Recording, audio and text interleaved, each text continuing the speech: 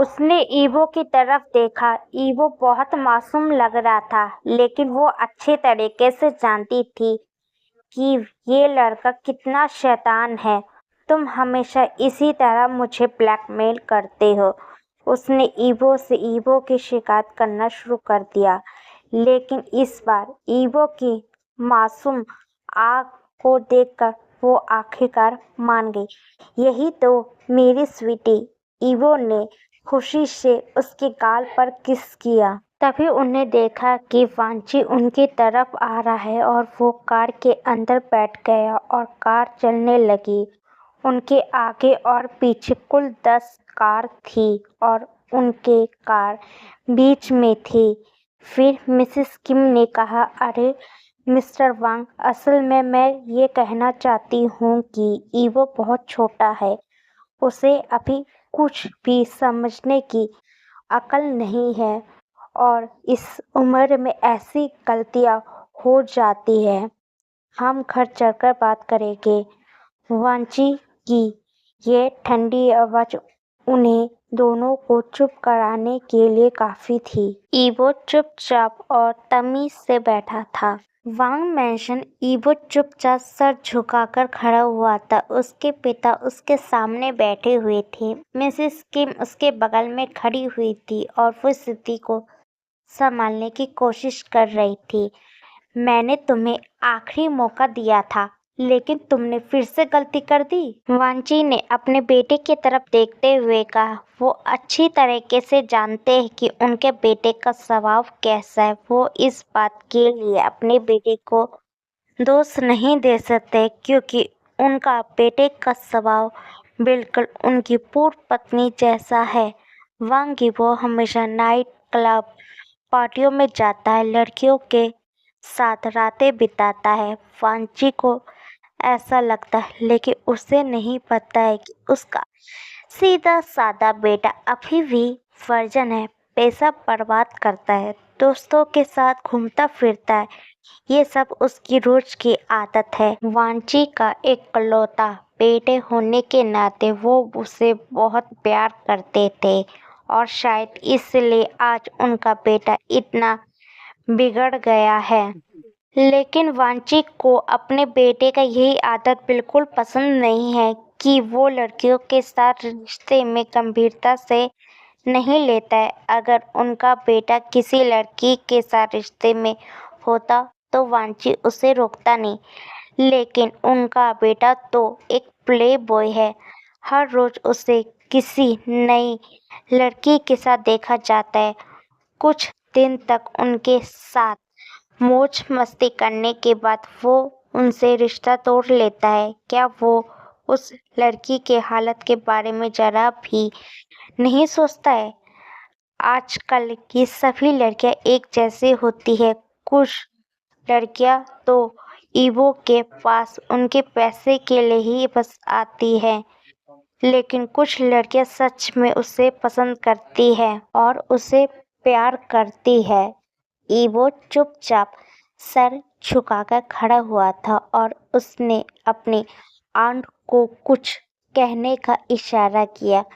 उसकी आंट उसके इशारों को समझ गई और वांची के पास जाकर उसे मनाने की कोशिश करने लगी। मिस्टर वांग, जरा समझने की कोशिश कीजिए। ईवो अभी भी बच्चा ही है। वो अभी इतना बड़ा नहीं हुआ है कि इन सारे बातों को वो समझ सके। वांची उसे घूरता है, जिससे मिसेस किम चुप हो जाती है। आज से तुम्हें नाइट पार्टी में जाने मना किया जाता है। डैडा, प्लीज ऐसा मत करो। ईवो अपने पापा को पप्पी की तरह देखता है। दोस्तों के साथ भी घूमना भी मना है। डैडा, ऐसे कैसे कर सकते हो? अगर मैं अपने दोस्तों के साथ नहीं घूमूंगा तो मेरा दिन कैसा जाएगा? मुझे बोरिंग लगेगा और मैं बोरिंग महसूस करता हुआ मर जाऊंगा। वांची अपने बेटे का ड्रामा को देख रहा था। कोई और उसके जाल में फंस सकता है, लेकिन वांची अपने बेटे को अच्छी तरीके से जानता है, इसलिए उसने सख्ती से कहा, अब से तुम्हें ब्लैक कार्ड इस्तेमाल करने से मनाही है।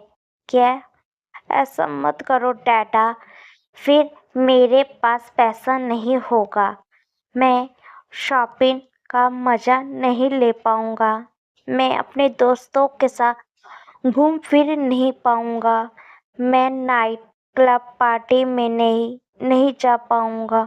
और सबसे ज़रूरी, मैं किसी का शुगर डैडी नहीं बन सकता हूँ। आखिरी वाक्य सुनने के बाद वांची ने अपने बेटे की ओर देखा। ईवो ने गलती से आखिरी शब्द कहते हुए अपना हाथ होठों पे रख लिया।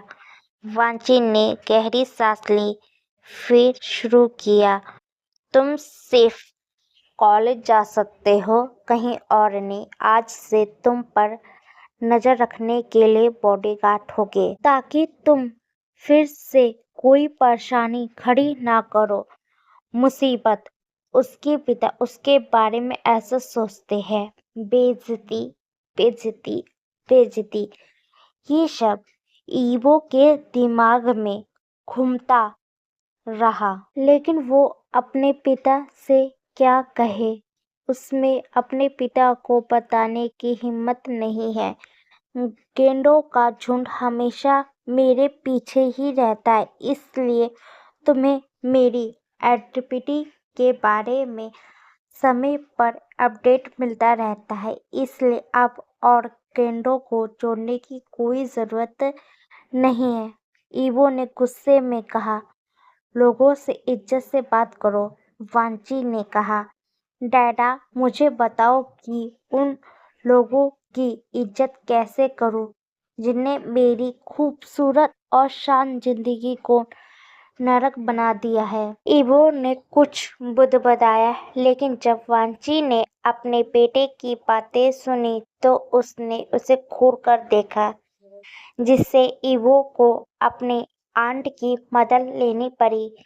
फिर मिसेस किम वांची के सामने आई और बात बदलने के लिए नया विषय छेड़ा, जिससे बिजनेस के बारे में बात करने लगी। और इस मौके का फायदा उठाने के लिए मिसेस किम ने ईवो की तरफ इशारा किया और उसे वहां से जाने को कहा, लेकिन उस जगह से जाने के बजाय वो एक खंबे के पीछे छुपा और उन लोगों की बातें सुनने लगा। मिस्टर वांग, हमारे पास 2 प्रोजेक्ट है। एक चीन में है और दूसरा जापान में है, और इन 2 देश में से चीन वाला जो प्रोजेक्ट है हमारे लिए सबसे ज़्यादा फायदेमंद साबित होगा अगर हम उस पर काम करें। मिसेस किम, चीन देश का नाम सुनते हुए वांची चुप हो गया। उसके चेहरे पर उदासी छा गई और उसके मन में अतीत की कुछ दर्दनाक यादें ताजा हो गई। मिस्टर वांग, मिस्टर वांची, मिसेस किम ने आवाज दिया, क्योंकि वो अपने ही ख्यालों में खोए लग रहे थे और उनकी बातों पर बिल्कुल ध्यान नहीं दे रहे थे। जापान, हम जापान वाले प्रोजेक्ट पे ही काम करेंगे, वांची ने शांत भाव से कहा, क्योंकि वो उन चेहरों को दोबारा नहीं देखना चाहता था और न वो चाहता था कि उनके दर्दनाक अतीत और पुरानी मुसीबत फिर से उसे घेर ले। लेकिन अगर हम जापान के मुकाबले चीन वाले प्रोजेक्ट पे काम करते हैं तो हमें ज़्यादा फायदा होगा, क्योंकि अगर हम चीन के प्रोजेक्ट से जुड़ जाते हैं तो हमें 50% हिस्सा मिलेगा। और इसके अलावा जिस कंपनी ने हमें ये प्रोजेक्ट ऑफर किया है वो चीन की नंबर 1 कंपनी है, और उस कंपनी के साथ काम करने हमारे लिए बहुत बड़ी खुशकिस्मती होगी। ऐसा मौका हाथ से मत जाने दो मिस्टर वांग। मेरी बात यहीं पे खत्म होती है। हम जापान वाले प्रोजेक्ट पे ही काम करेंगे। तारीख और समय तय करो और देखो कि प्रोजेक्ट कब शुरू होगा, वांची ने कहा।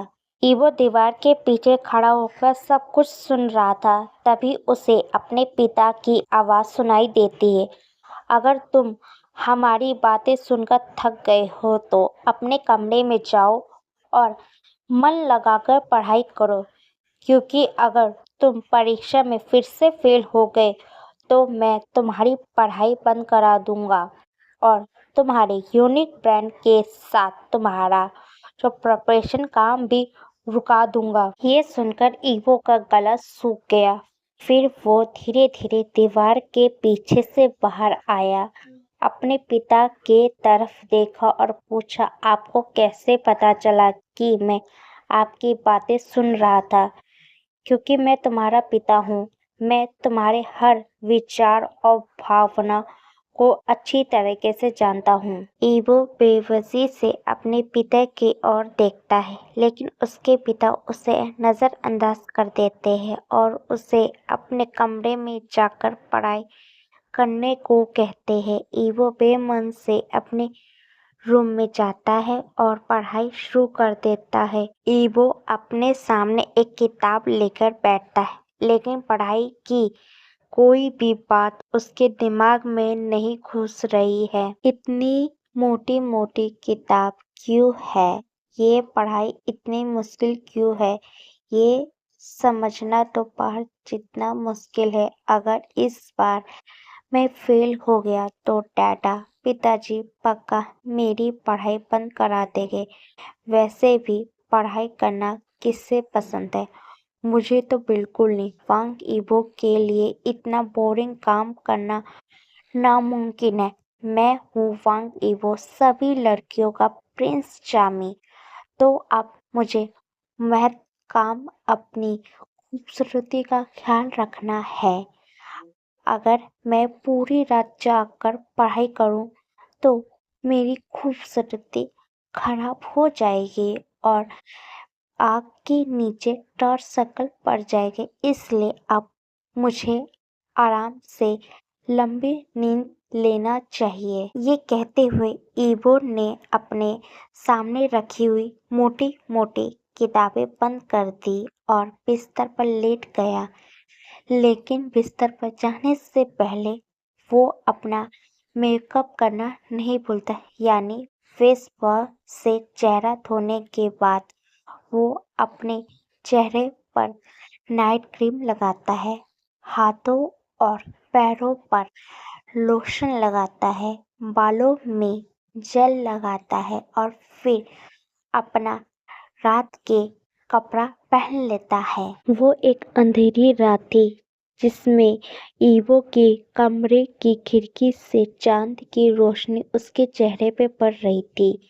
ईवो सोते हुए किसी फरिश्ते जैसा बहुत खूबसूरत लग रहा था और उसके दरवाजे पे खड़ी उसकी माँ वांची उसे देख रही थी। वो धीरे धीरे उसके पास आई, बिस्तर पर उसके सर के पास बैठ गई और प्यार से उसके सर पर हाथ फेरी। वांची के होठों पर एक प्यारी सी मुस्कान खिल उठी। वांची से इस जिंदगी बहुत खुश था। अपनी पहली जिंदगी के मुकाबले इस नई जिंदगी वो अपने बेटे के साथ काफी ज्यादा खुश था। हालांकि उसका बेटा उन्हीं जैसा दिखता है, लेकिन उसकी शख्सियत बिल्कुल उसके पिता जैसी है। वांची अपने बेटे से कभी भी नाराज नहीं होता, चाहे वो कितनी भी शरारतें क्यों ना करे, क्योंकि उसका बर्ताव उन्हें किसी ऐसे शख्स की याद दिलाता है जिसको वो बहुत प्यार करते हैं। वांची ने ईवो के सर पर प्यार किया, उसे अच्छी तरह से कंबल से उड़ाया, फिर कमरे की लाइट बंद की और दरवाजा लगा दिया। वांची अपने कमरे में गया, अपना लैपटॉप लेकर बैठा और अपना काम शुरू कर दिया। तभी मिसेस किम हाथ में ब्लैक कॉफी का मग लेकर कमरे में आई। मिसेस किम इस घर में वांची और ईवो के साथ रहती है। मिस्टर वांग, आप काम करना बंद कीजिए और अपनी सेहत का ध्यान रखिए। ये कहते हुए उसने उसे ब्लैक कॉफी दी। वांची उसे देखता है और हाथ में कॉफी लेकर कहता है, तुम कब तक मेरा इंतजार करोगी? तुम्हें पता है कि मेरा इंतजार करने का कोई भी फायदा नहीं है। मिसेस किम उसे हल्की मुस्कान के साथ देखती है और कहती है, इंतजार करने में कोई बुराई नहीं है। मुझे उम्मीद है कि शायद एक दिन तुम मेरा प्रपोजल के लिए मान जाओगे। मुझे प्यार में एक बार धोखा मिला है और मैं दोबारा धोखा नहीं खाना चाहती। वांची ने मिसेस किम को देखते हुए कहा। फिर मिसेस किम हल्की मुस्कान देती है। वो उसे देखते हुए और धीरे से वांची का हाथ पकड़ती है। मुझे एक और मौका दो। मैं उम्मीद करती हूँ कि मुझे पछतावा नहीं होगा। मैं नहीं कर सकता हूँ। ये कहते हुए उसने अपना हाथ हटा लिया। मिसेस किम बहुत दुखी है, लेकिन वो दिखाती नहीं है। वो उसे देखती है और कहती है, जितनी बार तुम मुझे मना करोगे, मैं उतनी बार मैं कोशिश करूँगी। उसके कमरे से जाने के बाद वांची ने गहरी सांस ली और अपनी खिड़की के पास खड़ा होकर चांद देखा।